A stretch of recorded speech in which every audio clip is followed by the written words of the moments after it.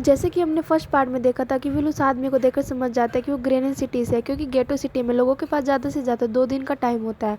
Will उस आदमी के पास आया और उसको वार्न करने लगा कि यहाँ पर तुम्हें नहीं होना चाहिए था, क्यों यहाँ पर चोरी का खतरा है, ये लोग तुम्हें मारकर तुम्हारा टाइम चुरा लेंगे, इसलिए जल्दी से यहाँ से निकल जाओ। लेकिन वो आदमी विल की बातों को सीरियस नहीं लेता और उसको इग्नोर करके ड्रिंक करने लग जाता है।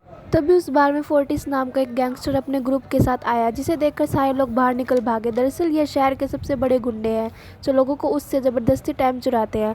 विल का दोस्त विल को हाथ पकड़कर जाने लगा और वही छिपकर सब कुछ देखने लगा। फोर्टिस उस अमीर आदमी से उसका सारा टाइम लूट ले आया था। फोर्टिस उस आदमी को चैलेंज करता है कि चलो पंजा लड़ाते हैं, और जो हारेगा वह अपना सारा टाइम जीतने वाले को दे देगा। और टाइम फाइट आर्म रेसलिंग की तरह थी। दो लोगों को एक दूसरे की कलाई पकड़नी होती थी। जिस भी इंसान की कलाई नीचे होती थी उसका टाइम घटने लगता था और टाइम उस आदमी को ट्रांसफ़र होने लगता था जिसकी कलाई ऊपर होती थी। इस तरह जीतने वाला इंसान सारा टाइम दूसरे आदमी से अपनी बॉडी में स्टोर करके उसे मार देता था। फोर्टिस उस आदमी से कहते हैं, क्या तुम इसके लिए तैयार हो? इस पर उस आदमी ने कहा, मैंने बहुत ज़्यादा ड्रिंक की है, इसलिए मुझे भी टाइम चाहिए, इसके बाद मैं तुम्हारे चैलेंज के लिए तैयार हूँ।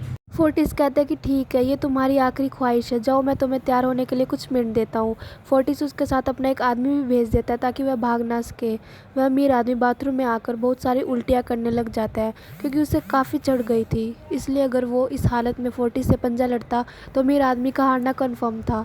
तभी विल वहाँ पर आ जाता है। वो फोर्टिस के आदमी को मारकर उस अमीर आदमी को अपने साथ उस जगह से बाहर निकाल लेता है और उसे फोर्टिस से बचाकर एक सेफ जगह पर ले आया। विल ने उसे अमीर आदमी से कहा कि मैंने तुम्हें कहा था कि तुम्हारी जान को खतरा है, तुम जानबूझकर क्यों बर्बाद कर रहे हो अपना टाइम।